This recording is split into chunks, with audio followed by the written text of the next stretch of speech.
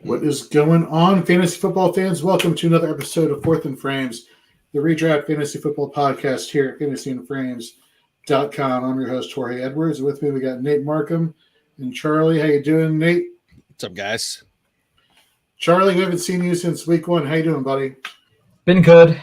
Just watching all my fantasy teams go 1 and 2. So it's been fun. But there's still plenty of game left to go. So I'm excited. Very nice. So full disclosure, and feel free to abstain if you don't want to. Anybody here 0-3 in any league that they're in? Yeah. See, yeah. By default. And coincidentally, it's my home league, right? So naturally, that's the one where you do not want to get behind the wagon. Me too. It's the league that got me into fantasy football, the first league I was ever in, and it's the worst punishment that we have. I'm not going to give details, but yeah. So I'm 0-3. So is my brother. So I don't know. We'll see what happens. Are we talking embarrassing photo shoot, or what are we talking here? Embarrassment. Yeah. I mean, photos are optional. I would say. Yeah. Fair enough. So it's kind of fortuitous that we have both Nate and Charlie here with us this week because these two are the ones who are providing all of our waiver wire information over at fantasyandframes.com. So make sure to check that out if you haven't. Maybe, obviously, your waivers have run at this point.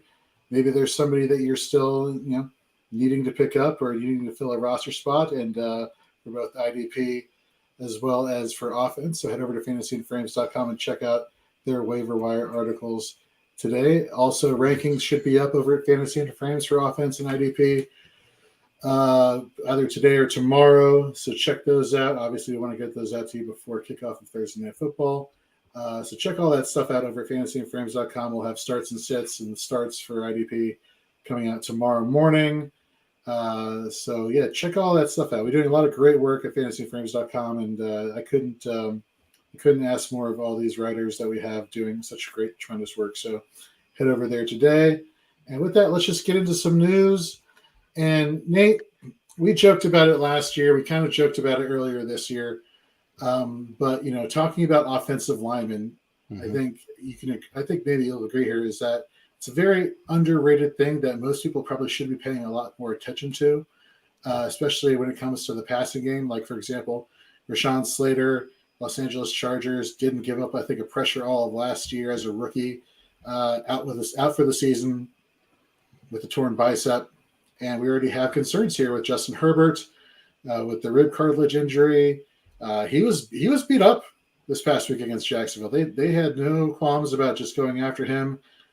He was, of course, my pick for QB1 on the season. That's looking a little bit shaky. Because Herbert in this situation with the offensive line and his own injury issues, what does that do for you in terms of valuing or maybe devaluing some of the role players around him? I mean, it's one of the immediate effects obviously has to be on Austin Eckler, who was already, I would say, I hate to use the word disappointment, but he's had a disappointing start to the season.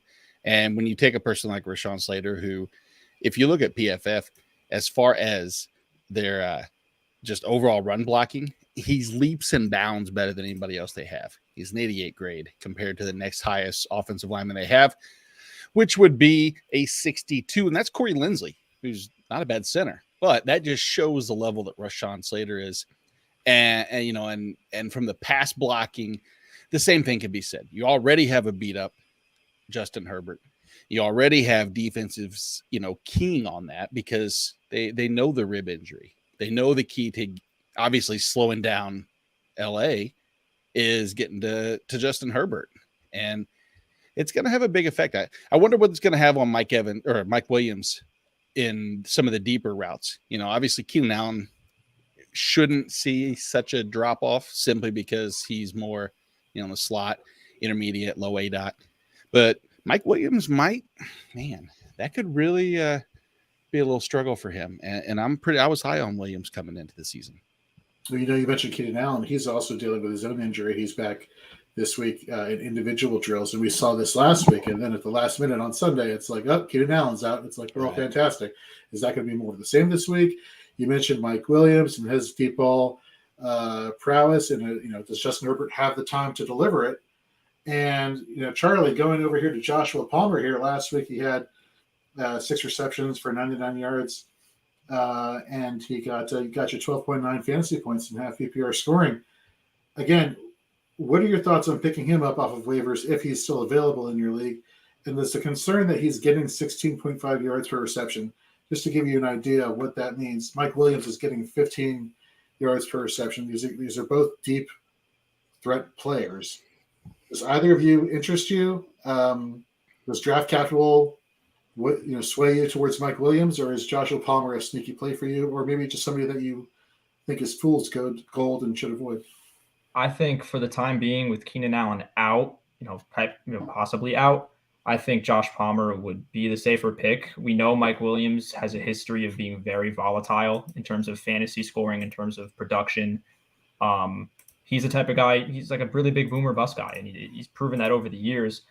And over the past 2 weeks, Joshua Palmer has had a more consistent target share, 8 targets in week 2, 9 targets in week 3, compared to Mike Williams, who had a great game against Kansas City week 2, but then 6 targets week 3 against Jacksonville.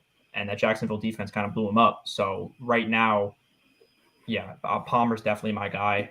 This Chargers offense is going to definitely change a lot with the loss of Slater. So I would go Palmer. If Keenan Allen comes back, then obviously him, because he's the number 1. But for now, Palmer. Yeah, you bring up a very good point. This offense, it's probably not going to be one that can sustain multiple receivers just because timing. Which is unfortunate because, we were all looking to Justin Herbert to do his thing this year. Let's go over to the Motor City now. I'm not going to be that guy, but I'm going to be that guy. Surprise, surprise, DeAndre Swift is hurt again this season. Again, another season he is failing to, last the whole season. And maybe that's just how running backs are. Maybe that's just how the common athlete is today. They're not designed to take these bruising blows every week from opposing defenses. And if that's the norm, then that's the norm. But I think, draft capital and where we're drafting players needs to be adjusted if that's going to be the new norm. Again, that's something to pay attention to, I guess, come draft season next year. But it's looking like Jamal Williams should be the guy this week. Charlie, you had him in your waiver wire column. What are your thoughts on Jamal Williams, and how much upside should we be expecting from him this week? I mean, I would not be surprised if he finished within the top 10. He was getting a solid workload with DeAndre Swift in the field. Week 2, DeAndre Swift had 5 rushes. He ended up having a touchdown and 15 points in PPR scoring. But then Jamal Williams had a great game. He also had a touchdown on 10, 11 targets. And then when DeAndre Swift went out with a shoulder injury last week, he blew up for 20 targets or 20 rushing attempts, So the workload's been there with or without DeAndre Swift. So if you have Jamal Williams, or if you handcuffed Swift with Williams, start Williams, he's a lock. A name I want to bring to people's attention that if you watched Hard Knocks, you heard his name, you saw him being profiled. If you were paying attention to this Lions backfield in 2021, specifically in the weeks 14 and 15, you're aware of the name of Craig Reynolds. When Jamal Williams was out, DeAndre Swift was out, Craig Williams stepped right in and got you 10, 11 fantasy points one week, got you 12 fantasy points another week. Potential flex play, probably still available in your waiver wire. From what I can recall, he seemed like the more elusive back compared to Jamal Williams. It makes me wonder whether or not Jamal Williams will be used as more of the goal line back, and Craig Reynolds used between the 20s, getting you those yards, getting you those targets. Just something to pay attention to. Obviously, I don't suggest that you start Craig Reynolds this week, but I would not be surprised if you hear his name mentioned quite a few times this weekend. Nate, Lamar Jackson, good? Yeah? No? Yeah. He's probably single-handedly carrying a number of people to that past that, that 0-3 threshold. Unfortunately, I don't know if I have an 0-3 team because I have too many teams, but I'm sure I probably do at some point. And so, if I had a guarantee Lamar Jackson's not the quarterback on any of the 0-3 teams, it would be hard to do that. No, agreed. And it's probably a good thing that he gets his left tackle back, Ronnie Stanley, who was a full participant in practice today. I mean, good Lord, he was this good. He's been this good without protection, quote unquote, from the blind side. I can only imagine what he's going to be like, and what this running game is going to be like going forward with the running backs. You got J.K. Dobbins back. Things are continuing to trend upwards for the Baltimore Ravens.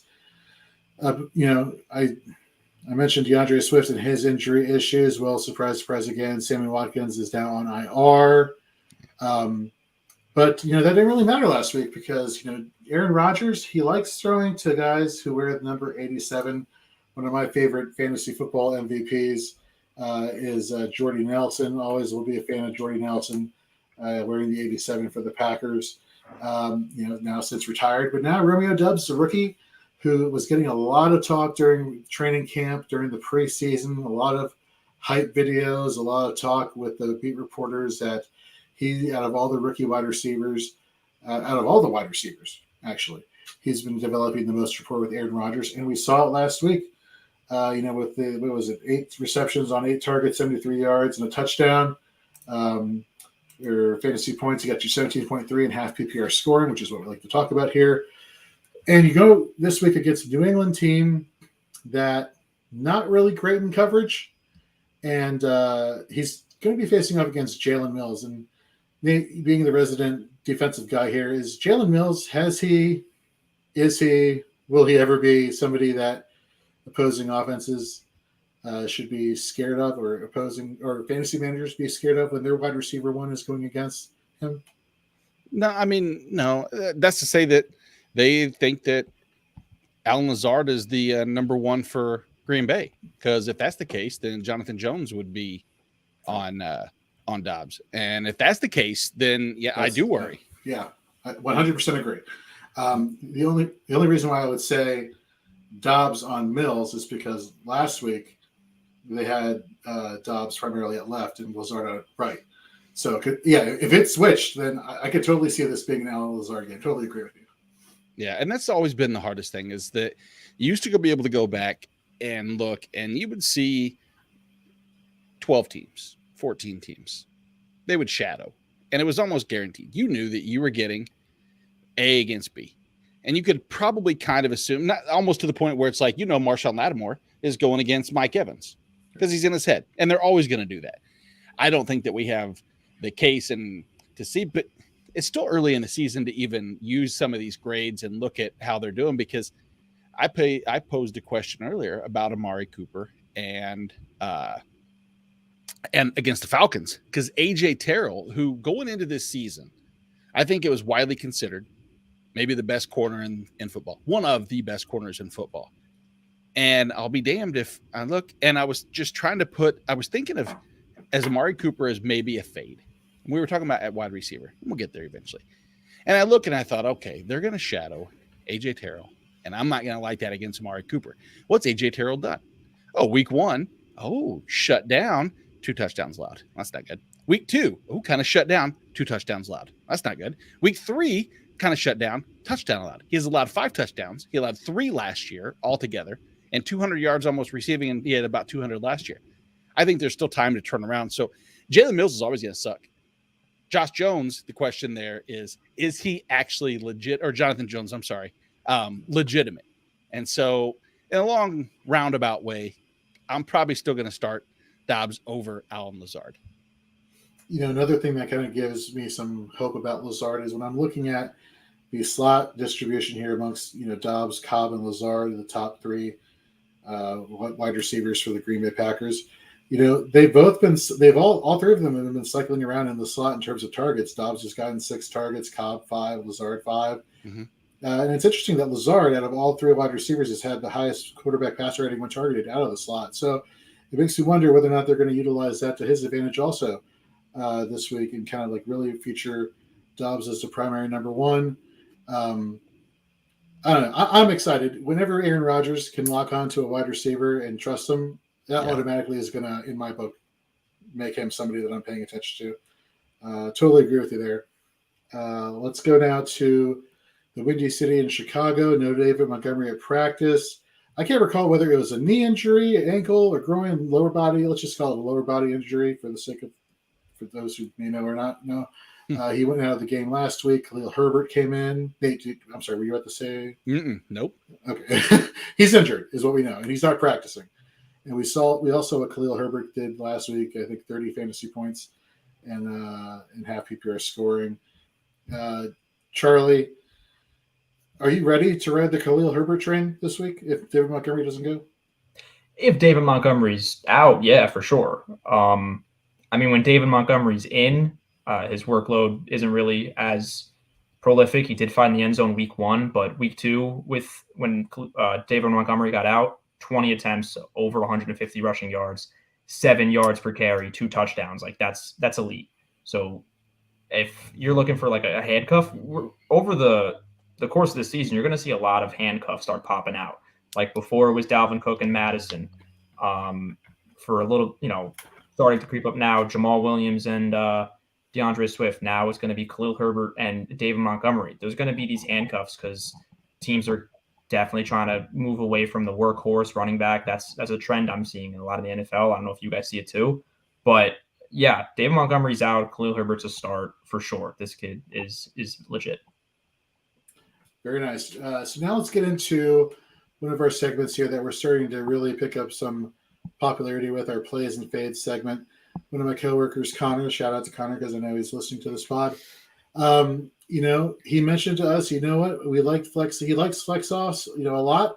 But that being said, he felt that, as a consumer of our content, that he just wants to know who to play. Who should I be focusing on? Who to play? So we thought, let's, for the next couple of weeks, let's just give that a try and give you all, the fantasy football content consumers, exactly what you want. Let's talk about players that you should be playing. And then we're going to be talking about quarterbacks, running backs, wide receivers, and tight ends. For some of the quarterback suggestions, these might be your QB1s. These may be your Superflex QB2s, or 2 QB leagues, your second QB2. We'll, of course, put that into context for you as we keep going. And, of course, when we're talking about quarterbacks, we're talking outside the top 12 in Fantasy Pros ECR consensus rankings. When we talk about wide receivers and running backs, we're talking about the top 24. And tight ends, we're talking about outside the top 10. And, of course, this is all talking about half PPR ECR scoring. So with that, let's get into a quarterback. And this is low-hanging fruit, I know. And it's funny, I'm filling this out on our show sheet, and I'm like, I have so many good stats to talk about. Aaron Rodgers, go figure, the ECR QB 14. Last week we saw him put up 17 fantasy points. You've seen each week he's been getting better and better, a little bit more comfortable in this offense. Completion percentage is getting higher and higher.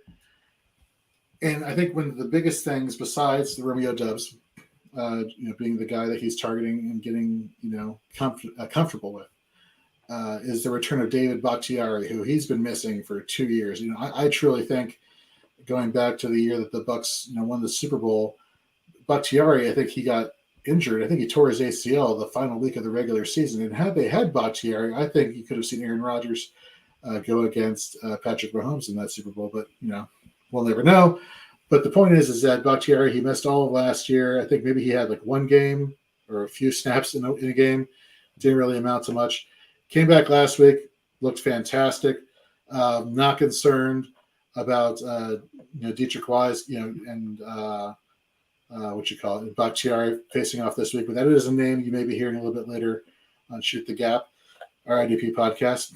What does concern me though is Matt Judon. Nate, I know, my guy, Matt Judon, versus right tackle. I always have a hard time pronouncing his name. Elgton Jenkins. We'll just call him Jenkins for short. Both of them, in terms of pass rushing, have been kind of not great, and in terms of pass blocking, have also been not great, which is like sacrilege for me to say for Matt Judon.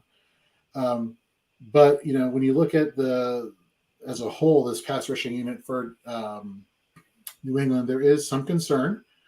I think just because it's Bill Belichick, he knows how to coach a defense, he knows how to go after your strengths, and the strength on your team is Aaron Rodgers. I will continue to say that. This guy is the multiple back-to-back MVP for a reason. But one stat that I never really looked at before was time in the pocket to throw the ball. And you always hear about these quick-release quarterbacks who get the ball out. I had no idea that Aaron Rodgers had the second highest completion percentage when throwing the ball in less than 2.5 seconds. That's how, on average, he's throwing the ball less than 2.5 seconds every snap. The second highest completion percentage out of all the quarterbacks in the NFL. So that gives me a little, little bit of a pause in a good way that maybe he can negate some of this pass rush that's coming at him. It's giving me pause in a good way that, hey, he has receiving targets now that he's trusting to get the ball out that quickly too. According to Fantasy Pros stats and info, the Pats are allowing 22.5 fantasy points to opposing quarterbacks on the season. I mean, I'm not hanging my hat on that, but I would not be surprised if you see him produce that, or at least close to that this week. So definitely Aaron Rodgers, somebody I'm very high on. Now, here's a shocker, and I've been avoiding him all season. And Nate, you know where I stand with this guy, and I've been off the bandwagon for most of the season until now. I'm back on the Ryan Tannehill bandwagon, at least for this week.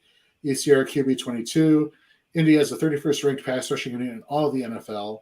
Yannick Ngakoue, Maryland Terps, go Terps. Unfortunately, has a 12.7 win percentage versus one-on-one matchups with offensive linemen. Kwity Paye on the other side has a 16.7% win percentage. These guys are like the edge rushers 30 and below. I forget what the other rank was. Not anyhow. What I'm trying to say is not optimal. So now you go with you have this Titans team that they're starting to pick up pace. You're starting to see King Henry do his thing. We saw Derrick Henry come alive last week versus the Oakland Raiders. And this is kind of what made Ryan Tannehill a successful fantasy quarterback for you all a couple seasons ago, and back-to-back seasons, finishing as a top 12 quarterback in fantasy. As King Henry goes, well, then this offense starts to click. They have one wide receiver they throw the ball to. They don't even have a tight end. It's literally Henry, one wide receiver, and Tannehill's legs. And you saw all three of those last week. Bobby Trees, who's coming off of the ACL, traded from the Los Angeles Rams, led the team last week with 9 targets, was the wide receiver 19 in yards after catch per reception. Ryan Tannehill has a low average depth of target when throwing to wide receivers. So that's great. He's letting his playmakers do basically all the work, which is, hey, that's what made him successful. And what happens when he's letting all these playmakers do all the work? Defenses are keying on that. And then he's able to, rush for a touchdown or get some, yardage running the ball. These are things that I think you're going to start to see this week against what I think is going to be a really exploitable matchup versus Indianapolis. Nate, Charlie, I'll throw it to you. Aaron Rodgers, Ryan Tannehill, poke holes in either of these guys, or do you have similar thoughts in a good way for them? Charlie, I give you the 4. Sure, I'll take it. I don't know. Never really was crazy on Tannehill. I'm going to go with Rodgers, obviously the better quarterback of the two. And also I think he has more viable weapons. I don't know the correct term to say it. Henry's great. He doesn't have the pass catching upside like Jones does. Also, I think Robert Woods hasn't really had a hot start. Treylon Burks, obviously he's a big name, but he still has time to develop. Rodgers just has more weapons around him. Dobbs has been great. Lazard, he's been scoring a few times. They've got 2 really good running backs. My pick would go to Rodgers for this week. All right, Nate, give me the hammer against Tannehill. It's not really a hammer. I mean, you're talking about a QB 22 on the week where he's just filling in at your super flex spot. Indy's it can be a good matchup as far as the reasons you pointed out. I still think, beneficially speaking, Yannick Ngakoue is not 100% healthy either. So that's a good thing for Tannehill. Kwity Paye's also had some pretty tough matchups in that win rate because, like what you had said earlier, that quick to throw, the time in the pocket, time to throw metric with a lot of the quarterbacks, 2 of the 3 quarterbacks he's faced so far, are quick release. And that's going to hurt your win rate because a win rate is designed how many times you beat your offensive tackle in that 2.5 seconds. And so if they're getting rid of the ball in less than 2.5 seconds, he doesn't have time to quantify a win. And so that does go in, like against the Chiefs. Mahomes is up in that same category. Shaq Leonard returns. I wonder what type of effect that would have on the defense as a whole. And Zaire Franklin's been great, but having their their heart and their leader back. And Indy coming off of a pretty big win. Shitty win. Sucks so much. But it is what it is. We're not here to talk about how bad Chris Jones screwed up and cost him, potentially the game. But I digress. So I would take Aaron Rodgers. I'm fine with Rodgers. And I'm actually optimistic and hopeful because I have Rodgers in a few leagues where I need him to give us what we expected. And none of us like New England. Nobody likes New England. We all want to see him get beat, right? I mean, isn't that kind of consensus now? Or is that so 2008, as I say? Got that? Pick up the reins. I could see some leftover hate from the Brady era. I'll tell you what I did not like seeing. Did you all see that video of Mac Jones being carried down the steps of Gillette Field after he hurt what was it, a calf injury? Like, this guy was like screaming bloody murder, like his leg got broken. High ankle sprain, I think it was. Yeah, that's what he's diagnosed with. I'm like, man, he looked as painful as I felt watching Russell Wilson's Subway commercial. I have not had the pleasure. Oh, it's not. Don't even do it. Don't even do it yourself. If a person hated Russell Wilson prior to that, it's like just feeding gasoline on a fire. If you didn't hate him before, you probably hate him now. And if you're somehow his publicist or his agent, they need to be fired. They never should have passed screening where it looks like he's looking it up right now. Let's just say I would rather watch him say unlimited 30,000 times in a row before I hear him say the commercial. Oh man, that's it's been bad since then. It's been bad. It's cringy. Show. Man, all right. Let's go to running backs. Charlie, you got running backs this week, and one of your running backs, I gotta give to Nate here from last week. But let's have you discuss them first of all. Who you got for us? Who's your play? Okay, I'm excited to find out which one that is. So my first guy is going to be Ramondre Stevenson. He's currently ECR running back 32. Mac Jones, he's going to be out, like we just said, with that high ankle sprain for likely multiple weeks. This team was very, very big on the run last year. They ranked third for PFF grade in running and eighth best run blocking grade all last season. So obviously they use the run a lot. Belichick has come out and spoken about Stevenson's pass catching ability, how it's improved through this season, and how he's really liking what he's been doing. And last week, Stevenson outworked the RB1, Damian Harris. Stevenson had 12 carries to Harris's 11, 5 targets to Harris's 3, and I could see Stevenson, continuing on that uptake and work. It's been a steady uptake. If you look at his stats, it's 8 attempts week 1, 9 attempts week 2, 12 in week 3. So they're inclining him, slightly. And the matchup against Green Bay is, it's a pretty solid matchup for him. They currently rank 31st for run defense PFF grade. They haven't been too hot to start the season. Obviously, their offense is firing on all cylinders, but the defense is kind of behind. So he's someone that I like in the flex spot. I wouldn't put him at the RB2. I think there's some better options, but he's a solid flex candidate for me. And my other guy is the Jets rookie, Reese Hall. He's currently ECR running back 28. He has even more receiving upside than Stevenson. Last week he blew up for 11 targets against Cincinnati, and now he currently is tied for second in targets among all running backs in the league with Javonte Williams. They're only second to Austin Eckler. And he also ranks top 10 for yards per attempt and yards after contact per attempt and elusiveness rating. That's among running backs with at least 21 attempts.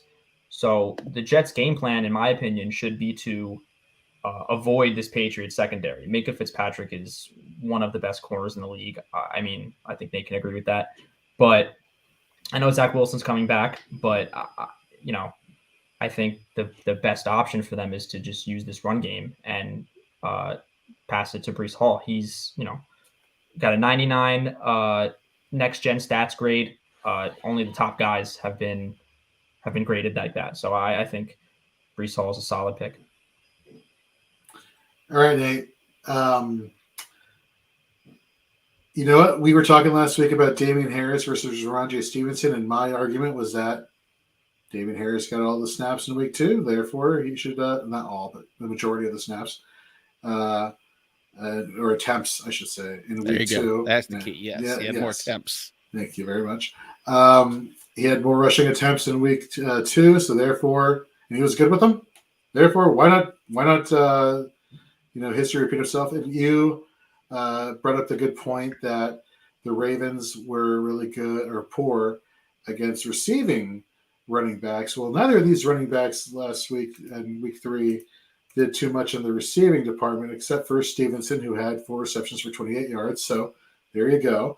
He had 18.1 fantasy points on the day. Had, like Charlie, you were mentioning, 12 attempts to 11 attempts, but 6.1 yards per carry. That's wow. What are your thoughts on Ramondre this week? I mean, I think Charlie brought up every point that I would make. Is the team most likely a Brian Hoyer led offense shouldn't be one that we're going to look at as a lead holding team that's going to grind away. And Ramondre, each week it's gotten better. Against Miami, it was just a little over 3 yards per carry, and he's doubled that now nearly in this game against Baltimore. Don't get me wrong, Pittsburgh and Baltimore are not great against the run. They haven't been for a while, and that's weird to say because for so many years we just assumed Pittsburgh and Baltimore were run-stopping teams, and you never wanted to face them. Now it's kind of the opposite, but he was, extremely explosive, and we know that offensive line in New England's always going to be ready. They might not be the most talented group in terms of names, but they're always prepared. And that in itself, I'll take preparation from a lot of my offensive linemen over necessarily skill set 9 times out of 10, especially when it comes to certain blocking schemes and getting someone like Ramondre out into space. So not going to say that neither one of us were right or wrong. I mean, technically I'm more right than wrong as far as being Ramondre over Damian Harris, but we're not here to talk about last week because I made plenty of mistakes last week. We got a question here from Horrid Henry. How much better is Khalil Herbert than Stevenson from the Pats? Given the matchups, you got Herbert, potentially being the starting running back against the Giants, and you got obviously Stevenson going against the Packers. Personally speaking, I love everything that Khalil Herbert has going on for him in this scheme. They want to establish this zone running scheme. I know that's a very blanket statement nowadays, but who doesn't run a zone running scheme or run zone a lot of the time? Mm-hmm. But Bears do, and he's very elusive. And more importantly, there's no competition for carries if Montgomery is out, versus you don't know what you're getting with the split backfield with Harris and Stevenson this week. Or any week, to be honest with you, the narrative that you brought up is a very good, Nate. But New England, do we ever really know what they're going to do? I don't know. It would make sense for Stevenson this week, but yeah, I'd say Herbert over Stevenson. What about you guys? Yeah, I'd probably go Herbert. When I read the question, I thought I thought he was asking long term. If long term, I would have for the rest of the season, I would have said Stevenson. But for week 4, if Montgomery's out, Herbert over Stevenson, I think that's a pretty solid pick. Yeah, right there with you. All right, thanks, Horde Header, for turning in. Twan Robert, should I accept Russ, Michael Carter, Romeo Dubs for Kyler? My only other backs are Fournette, Jacobs, and Mostert. I think the question I would ask is how bad are you at receiver? Because Carter is just a throw into me. Russ has been terrible, but actually at the same time, I think I said this last week or maybe even on Sunday that Denver's metrics are better. Their average yards per play, their yards run, or their plays run, their total offense isn't indicative of the score. And then they went out Sunday and shat the bed again. And it makes you think, at some point, what's going to give? And I think the offense will give. But if you have, to me, I'm looking at that as pretty much you're getting Russ and you're hoping for what we saw last week out of Romeo and you're giving up Kyler.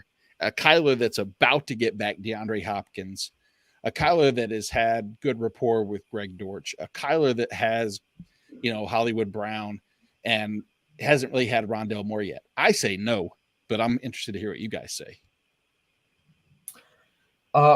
Is Twan getting Kyler, or is he getting Russ, Carter, and Dobbs? That's what I want to know. I think he's getting, I would assume that says him getting Russ, Carter, and Dobbs. Okay. Yeah. I mean, I don't know. That's interesting. Yeah, I would have to agree with Nate. I want to see what your wide receivers are. Like, if your receivers are solid, then I don't see a need to trade away Kyler to get Dobbs. It's kind of an unnecessary trade to make. Yeah. I don't know. If it's the other way around, then that's a different story. I'm not really sure. And not to mention, you mentioned your running backs, Fournette, Jacobs, and Mostert. What's Michael Carter really going to add to that stable that you already have there? Probably nothing. Nothing. So what you're going to give up you're hoping for the upside of Russell Wilson. You're probably going to drop Doubs at some point, or Mostert, depending. And we're hoping that Doubs performs like he did last week. That's the expectation. For Kyler Murray, like Nate, you just brought up, is getting DeAndre Hopkins back, who has, the basically the ability to make plays, in any capacity that can be made by a quarterback on the football field. So yeah, I would pass on this here, Robert. But thank you very much for tuning in. Let's go now to let's go to Reese Hall for a second. If Jacoby Brissett can put up 20 and the Browns can run all over Pittsburgh, I'm kind of liking this Reese Hall pick here. Nate, what are your thoughts here? Yeah, I do too. I actually think that I'm interested to see what the switch back to Zach Wilson does as far as the overall. We know the passing upside is not going to be there. There's no way Zach Wilson's going to throw 51, 52 times a week. But I still think that you would be foolish not to get and just involve Reese Hall in every capacity of that. Because when he has the ball in his hands, I mean, I don't know if there's 10 running backs in the league that I would rather have with the ball in his hands. Granted, that's on, after 3-game sample size, but my God, every metric you brought up, Charlie, just it passes the eye test, not just the metric like, oh yeah, he's how he ranks in elusiveness, how he does with the in targets, and you see it, and it's what he does with those as well. So it's a kind of a double-headed monster that he has. And man, if someone's lucky enough to go out and, I don't know if there's impatience with Reese Hall yet. That's the hard thing, because he's been productive. But I think everybody wants that big explosive 30-point week that they haven't seen yet. I don't think anybody's going to be able to buy Reese Hall, but man, I would love to if I could. That's for sure. You bring up a very good topic. I think that we should offshoot here for a bit. We're 3 weeks into the season. Mm-hmm. Should people be making trades? I'm seeing all sorts of people saying, "Oh, well, you should get rid of James Robinson," and the rationale is because he's good, but I think it's going to get bad for him later. I'm like, or you should get rid of CEH because he's good, but I don't know. I have a feeling that he's not going to be later. Like, how about you let these guys keep getting you wins? Is it just me, or is there some validation to what you're hearing out there on the Twitterverse and the fantasy football community? Hindsight's 2020, and 4 weeks from now, 6 weeks from now, 8 weeks from now, the people that said trade CEH, if CEH concedes the scoring to a more, I would say, normalized amount based off of his touches and the workload, then that's I told you so. And the problem with a lot of the people that say trade him now is if he doesn't do that, and let's say that the consistency for him to put up RB2 numbers with RB4 type volume, the common answer will probably be, oh, this is an outlier season. You can't expect that. That was the proper thing to recommend trading him. And I'm not going to disagree. I think he's probably right. If you could sell absolutely high on CEH, I don't have a problem with that. The problem is I don't think there's any such thing as selling high. There's nobody out there that I believe is really, truly just like, this is only the tip of the iceberg. Imagine when they start giving them 25 touches a game. Well, that's not going to happen probably. See, I threw that at the end. I threw that probably in there because you don't really know. None of us really truly know, because the passing game has been great. in terms of spreading the ball around. Guess who's a recipient of that? CEH. And the offense has been humming. Who's a recipient of him scoring? CEH. And so that's, but no one's buying them. And that's the thing. And I said this, trade strategy for me 101 is this. If I know I have a commodity that is volatile and not really worth all that much. I have what's that? Not Ethereum, but the trade, the stock back a year ago. It was GameStop. Everybody knew it was going to tank. Everybody knew. But if it didn't, you had it. So if you found the right buyer with CEH, and I hate to compare him to GameStop, but at the end of the day is if you want to try to sell them and you really do want to get the most value, look for somebody that needs a running back and just ask for one of their players and see what they want in return. And if their response even mentions CEH, Dave Chappelle skit where he's like, gotcha, bitch. Yes. I mean, that's what I think of is if they mention that person's name first. And that's how you would be able to move CEH. Short of that, you're just saying, what could I get back for CEH? That's that's not a good sales job. Yeah, you're looking for the equivalent of getting Oprah Winfrey pregnant is in a return for CEH. Hollywood's really getting on my nerves right now. He's about to. No. He GameStop gritted. Oh, here we go. Yes, Hollywood Titan on the live stream here. Giving me some crap. All right, so you brought up CEH, and I brought up my guy James Robinson. Charlie, no pressure. Would you try and move James Robinson right now? Just seeing how good the Jaguars are playing. No, man. The contrary to CEH, the workload is there. Like he's getting attempts. Like they are using him. Like with CEH, the fantasy production doesn't make sense with the attempts. We can all agree on that. Like right. That doesn't happen. With Robinson, it's like a consistent amount of attempts. Like he's getting the workload that's producing a top 10 RB fantasy season. And it's actually blowing my mind because of him coming off the Achilles injury. Like I thought he was done. Like he wasn't recovering from that because most running backs don't recover from Achilles injuries. We're seeing that with Cam Akers. He had a kind of rough start to the season. James Robinson has been off the chain. Like he's insane.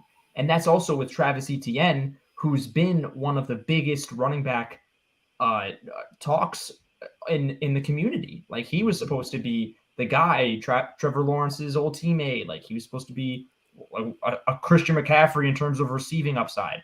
James Robinson's been that guy. So if you have James Robinson right now, if you're one of the guys that didn't pass up on him and let everyone skip him, whatever, you're going to hold on to him because he should have a good. If he's going to keep up with this amount of workload, he'll have a good season for sure. Nice. Now let's finish off these plays with wide receiver and tight end. Nate, you got us some wide receivers. Who you got? Yeah, I talked earlier and I mentioned the name Greg Dortch with Arizona, and one of the reasons why I was not necessarily just against Kyler for the team as a whole is because of the evolution of Greg Dortch in that offense. And what he's done is he's operated as that number 2 in this offense now for really the whole season. I mean, he kind of came out of nowhere, honestly. And now you see him running 82% out of the slot.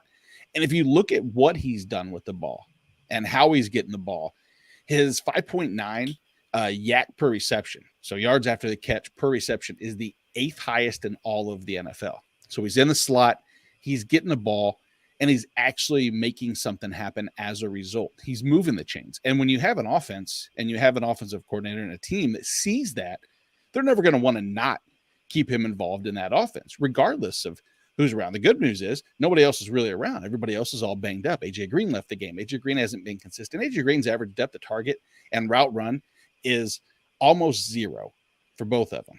AJ Green's not involved in the offense other than, the end zone or the red zone where they see him. Rondale Moore, when Rondale Moore returns, when DeAndre Hopkins is back, yes, I probably will not roster Greg Dortch. But in the meantime, especially this week, I mean, lack of weapons.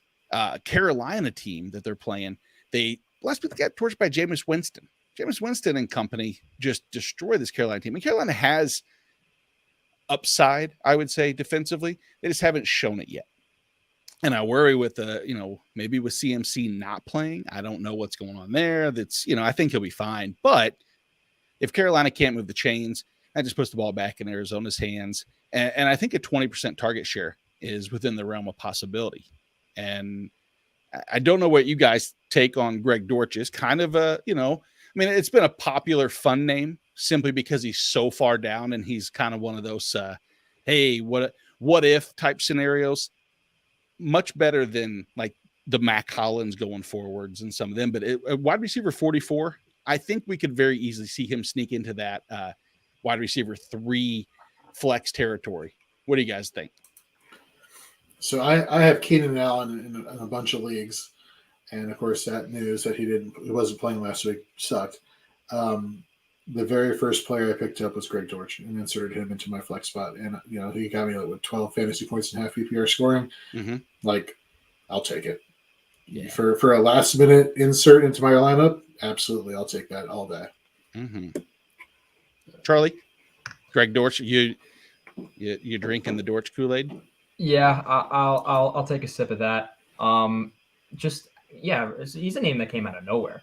Like his targets are really solid too for like a wide receiver 2 on that team. Obviously, for the time being with Marquise Brown there. I'm interested to see what happens when Rondale Moore comes back, when DeAndre Hopkins come back. Like, are they just going to have like 4 elite wide receivers that they can just interchange and throw in there? Like, obviously you'll have Hopkins as the number 1. Brown's going to be in there a lot, but when Rondale Moore comes back, like, is he going to, take back that starting job, or is Dortch just going to still be there because he's produced so much? That's going to be interesting. But for right now, if you need a wide receiver, like not even in deep leagues, like in regular size leagues, I would stash Dortch on the bench for sure. Mm-hmm. Yeah, and don't get me wrong. Usually having that many options is a good thing. Cliff Kingsbury, though, on the other hand, could very easily destroy everybody's value. Be careful with that. Hopefully it's more Kyler led. Connor has a question for you guys, or for me too. Joe Mixon or DeAndre Swift in a full point PPR for the rest of the season? So I know I alluded to his. I'm sorry, Charlie. Go ahead. No, you go. I was just talking about that. Injuries suck, Mm-hmm. and I mentioned surprise, DeAndre Swift is hurt again this season, but it's not sounding like it's going to be, according to the coach, which it could be coach speak. You never know. That it could be like a 1 or 2 week thing. So I'm taking the 1 or 2 week thing, and then the rest of the season upside, with a guy who's averaging 8.6 yards per carry on 27 rushing attempts, more efficient than his counterpart Jamal Williams, more yards, heavily used in the running game in terms of running backs, or taking the guy who's on the field a lot, averaging just 2.8 yards per carry. Here I'm swinging upside. I don't know what the problem is. They were supposed to have solidified this offensive line. This should have been, on paper, the next evolution of the Rams offense. It's not. And Cincinnati, wow, I never thought I would say this. I have more faith right now in the Lions offense than I do the Bengals offense. So give me DeAndre Swift. Yeah, I'm going to agree with you fully there. I also want to bring up the point that the Bengals have a lot more offensive weapons than the Lions do, even though the Lions' offense is great. The Lions, they got DeAndre Swift as a receiving option, also in the run game. They've got Amon-Ra St. Brown, who's been great this year. TJ Hawkinson's solid, but the Bengals, they have Jamar Chase as their 1. T. Higgins, who some people think should be the 1, who's a 2. Even Tyler Boyd's a really solid receiving option. Hayden Hurst is a solid tight end there. Mm-hmm. I think there's just not enough receiving opportunity for Mixon to thrive in that sense. So for PPR purposes, I'm going to go Swift for the rest of the season. Yeah, it's funny you say that too, because if I had to tell me who has more targets on the season, Mixon or DeAndre Swift, I think a lot of people would immediately think it's Swift because that's where the majority of his production has come. And yet it's Mixon almost 2-1. Mixon has 20 targets to DeAndre Swift's 12. And that's the shocking thing is I still think I lean Swift. It's really close though, because Mixon, despite the 2.8, which I think we all will agree that that's not likely to stay. I think that we have to assume it's going to get better. That's probably dangerous ground to walk on. But mind you, all of this is he hasn't had, if I'm not mistaken, I don't know if he's had a rushing attempt inside the 5 yet, or inside the 10 yet on the season. Or, well, I take that back. He's had rushing attempts inside the 5. Isn't anything with him, negative yardage. But outside of that, I mean, the no touchdowns, that's where the regression kind of starts to turn just a little bit. I wonder if I'm a Mixon buyer now. That doesn't answer this question. Why am I doing this? I do these roundabout, fly this plane, try to talk myself into it. I'm just going to land. I'm just going to stay swiftly with you guys. Go DeAndre Swift and move on to the next wide receiver. So we can love on these players and we get some hate too. And the second receiver who will play for me is a guy who I've been, ever really since the last couple of games, last 7-8 games last season.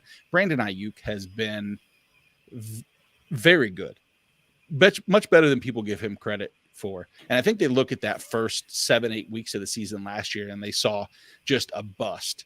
And that's what they drafted, not what they acquired. And the people that acquired Brandon Ayuk remember that side. Let's look, his connection with Jimmy G is pretty solid. Let's look at what he's done this season. Granted, again, small sample size, but 32% target share with Garoppolo. Phenomenal. 12.7 ADOT.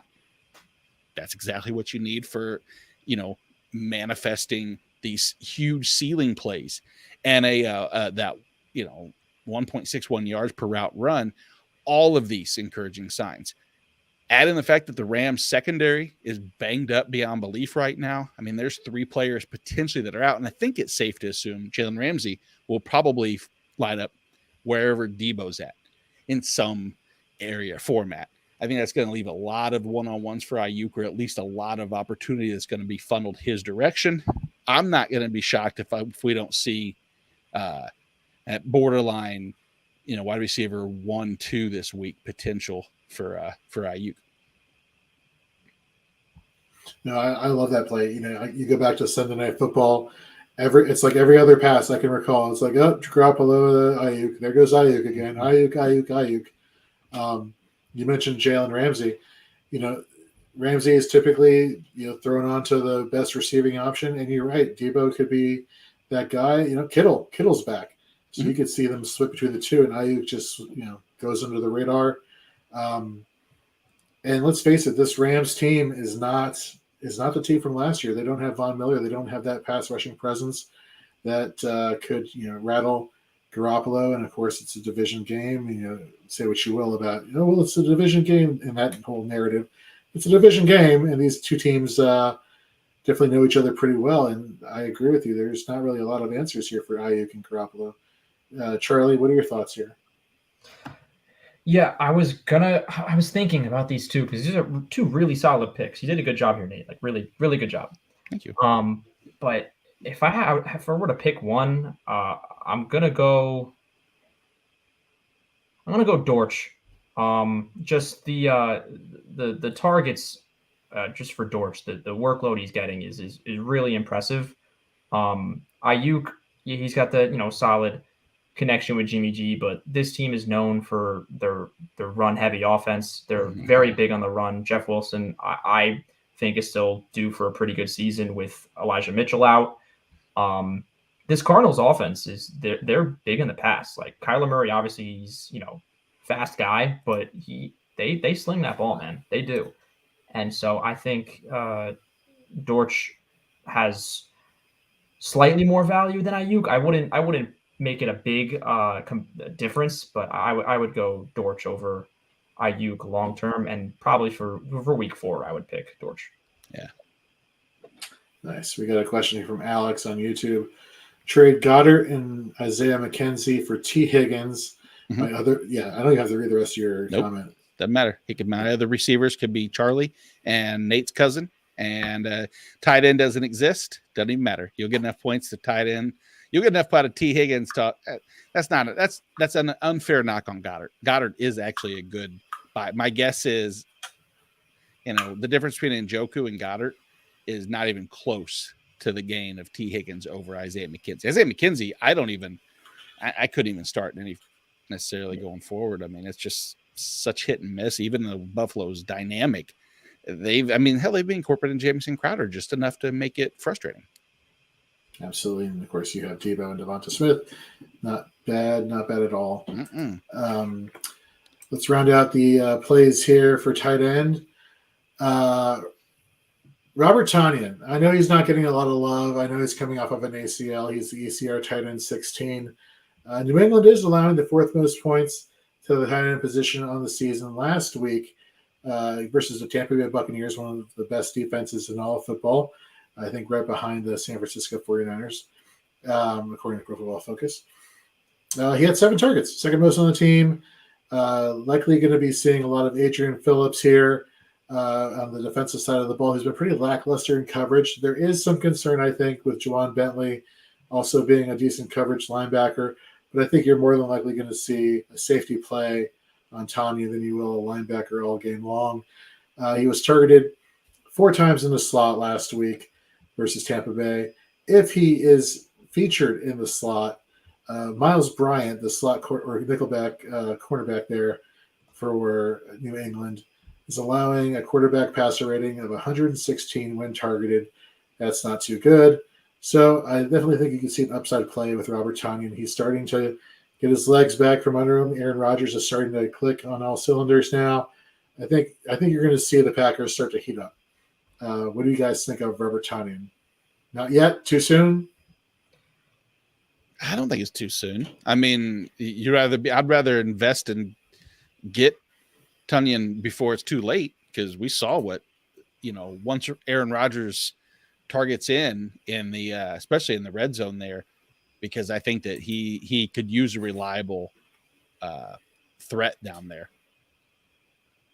Right on. We got another question from Alex. Also, should I start Miles Sanders? He is on my bench. My starters are AJ Dillon and James Conner. 3 of them are questionable for this week. Yeah, AJ Dillon just went on the injury report this week. James Conner. It's feeling like James Conner's been dealing with an injury the past couple of weeks.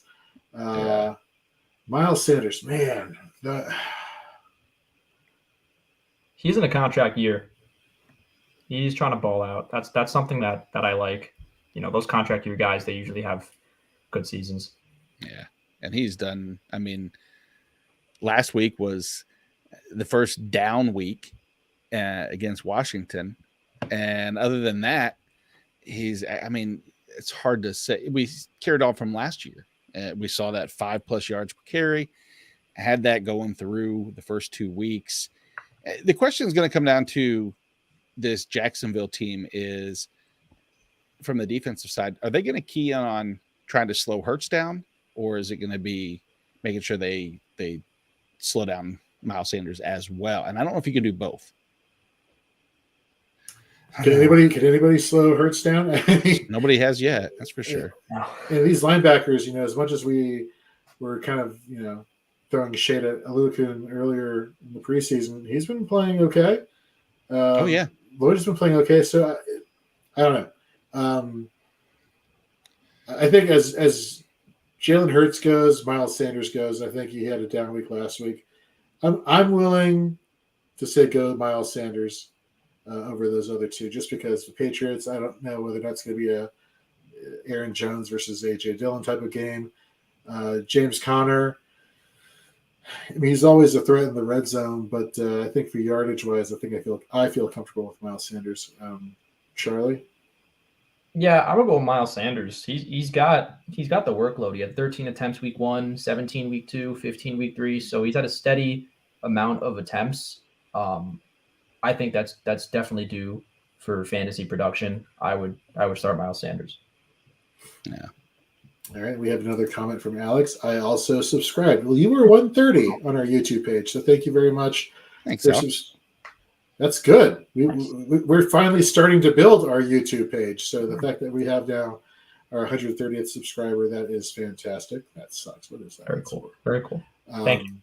Thank you very much. All right, let's get into one of our reads here, Underdog Fantasy. Look, we talked about them all off season. They're probably one of the best fantasy football applications you could download today. Use the promo code FRAMES. You get 100% on your first deposit up to $100. Prop bets, prop bets, prop bets. You can play prop bets of this player versus that player. You could do individual player prop bets where they give you a list of like 6 or 7 prop bets per player. All you have to do at minimum, I believe, is just play in 3 with the potential for 4 or 5. Some of these, these are really, really fun games to play. I totally recommend you go over there and just try it. You never know. You try it, you may get lucky. You don't know until you try. I personally love using Underdog. I don't know if they're still doing best ball leagues. I think that's kind of over, but they may be doing like weekly leagues. Don't quote me on that. They still do best ball leagues. Well, there we go. Thank you very much. Yeah. So they're definitely they're just a fun app. The people over there, from Josh Norris all the way down to the marketing department, they are fantastic people. Have had the pleasure of talking with them recently. Just love the product they're putting out there. Really great people in the fantasy community space, let alone put out a really good product. So head over there today, Underdog Fantasy, download the app wherever you download apps from. Use the promo code FRAMES when you sign up for 100% on your first deposit up to $100. And with that, we were so positive to start the show. Well, let's be negative. Let's be a little bit negative to end the show. And we may be flip-flopping this depending on how you all think and feel going forward. We're doing our fades here. I'll start at quarterback. Man, Rams fans, be happy you got a ring, because I don't know if you're getting one this year the way Matthew Stafford is playing.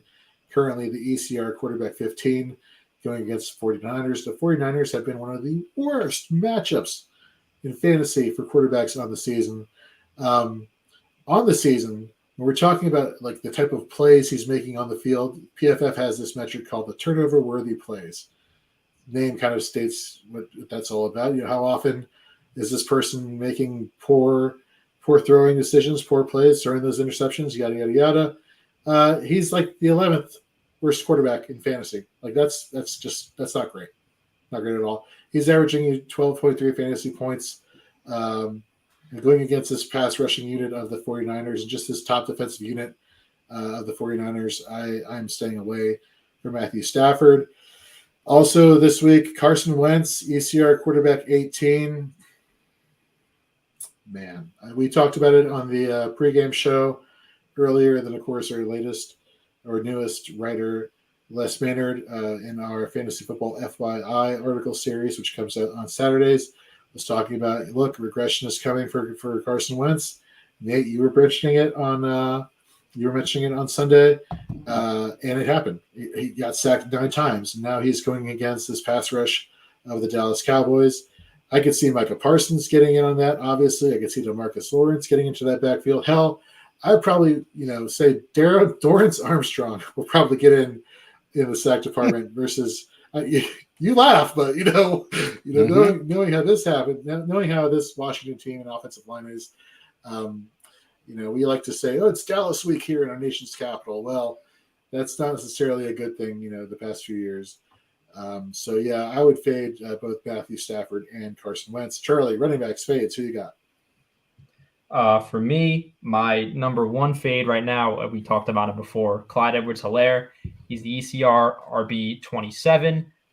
We talked about it before. He's the 4th best running back in fantasy football in terms of points, but he ranks 39th in attempts among all running backs. It's not a sustainable workload. Isaiah Pacheco and Jerick McKinnon, the 2 and 3, are not too far behind him in attempts. Pacheco ranks 44th, McKinnon ranks 51st, and I think that's going to come to bite him against this Tampa Bay run defense. They currently rank 8th best in PFF run defense. And I don't know if you guys saw that clip of Vita Vea against the Packers. He was in formation and then just broke out, ran his left, and just tackled just hit stick Aaron Jones for a fumble. And the speed on this play was awesome. This guy's almost 350 pounds, 6'4". Like he's a freak athlete. Right now, I wouldn't take any running back against the Tampa Bay in week 4. That's one guy I'm going to stay away from. Another guy I'm going to stay away from is J.K. Dobbins on the Baltimore Ravens. He did have his debut last week, had 7 attempts. Backup Justice Hill had 6 attempts, was almost there in terms of workload. And head coach John Harbaugh said today that Justice Hill, quote unquote, ran like a star running back. So there's praise in that coaching staff. I do think Dobbins is a great talent. He'll obviously have a solid game at some point this season or two. I just wouldn't take him against the absolutely terrifying Bills defense. Like that defense is nuts. I would stay away. Very nice. Nate, wide receiver fades. Who you got for us, man? Yeah, earlier, like I said, I was bouncing the idea of Amari Cooper here and there against this AJ Terrell, and I didn't want to have to get into the internal discussion in my head, so I went the low-hanging fruit as far as I'm concerned, and I'm fading Allen Robinson. I wanted to believe, and unfortunately, all I can believe is that he had 2 big catches, and everything else has been just pretty much garbage. I mean, week 2, we saw he can do a lot with a little when he had 5 targets. I mean, that's what we're talking about. We're using a game where he had the touchdown, and that was a savior. And I think in many of our minds, at least in mine, I had this idea of, that week 2, that's just what we need. It's what we're supposed to get out of Allen Robinson. And I look at him like, he had 5 targets and like 4 catches and a touchdown. That's just like a mediocre game. But it's 88 yards on the season. 88 yards on the season for Allen Robinson. A 0.81 yards per route run. 0.81. It's not a typo. It's not that's below a yard run. What does that rank? Out of 96 qualified wide receivers, that ranks 85th with a minimum of 7 targets. He's not getting trusted to run any real intermediate routes. He's not getting the attention of Matthew Stafford. Ben Skowronek is getting more looks. He's 4th on the pecking order right now. And against the San Francisco team that we know how dangerous they can be, I'm a full avoid. And unfortunately, this next one hurts more because I'm a full believer in the talent, not a full believer in the situation. And yes, Jorge, it's DJ Moore. It sucks, man. It sucks really bad. I know it hurts you. I know it's your guy too. Because he's a Terp. Yeah, exactly. But he's your guy. You've had him you've been on his bandwagon for years. So this sucks, man. I hate it. It does. And it goes along hand in hand with Allen Robinson. Because when I said that 0.81 yards per route run, as bad as that is, you don't have to go much further up the list to see Allen Robinson, who's there just about 4 spots ahead at 3 spots. Take that back. He's 82nd in the NFL at a 0.90. What's he doing after the catch? Nothing. 2.7 yards after the catch per reception. His career average is roughly around 6. So all these numbers are just down. Baker was supposed to build them up. Baker didn't. Now, the one thing that people are going to look at, and I think that's fair, is Arizona. Arizona's the matchup this week. If there is hope, and this is that straw that broke the camel's back type scenario. If he comes out and lays an egg against Arizona, which I think is possible, because let's see what Arizona's done in the last 2 games. They get Vegas. Hunter Renfrow, what does he do? Nothing. Let's go last week. Same thing. Cooper Kupp's worst game. So there's a chance that maybe, just maybe, he blows up. But I'm worried. I mean, he's not even pacing 100 targets yet on the for the season. So I'm avoiding DJ Moore until proven otherwise. That's just sad. This show's really taking a turn for the worst. I was all optimistic, and now I'm bummed out. It's like, man. Yeah, maybe we should do fades and then plays. Yeah, that's probably. Yeah, let's start on a low note. Yeah, and we'll build ourselves back up. Yeah. We're learning. It's a process. It's early in the season. Exactly. I'll round us out with the tight end position. Not a lot of science, not a lot of stats here. I said avoid Albert O last week because the San Francisco 49ers on the season were allowing 2 fantasy points to the tight end position. 1.6 points to the tight end, and that's talking about like all tight ends on the team. When you're talking about like the feature tight ends on the team, the past 3 weeks they've been allowing 3 fantasy points on average. Week 3 against Albert O, Okay, he got 5.8 half PPR points. Noah Fant, 3.1 in week 2. Cole Kmet, 0 in week 1. I think we're getting to the, well, I know it's 3 weeks in, right? Or it's about to be 4.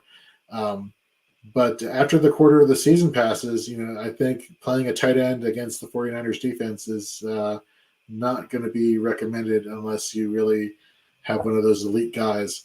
And even then, you should probably temper expectations. Tight end 2, the stats I have for you here, going to blow you away. Cole Kmet, ECR tight end 22. Why are you not starting him? Why am I fading him? He has only 2 catches on the season. I think that tells you all you need to know about the Chicago Bears passing game, as well as the connection, whatever connection they were supposed to have, meaning Justin Fields and Cole Kmet, is just not manifesting on the field. And with that awesome negative note, that's going to wrap us up here on Fourth and Frames.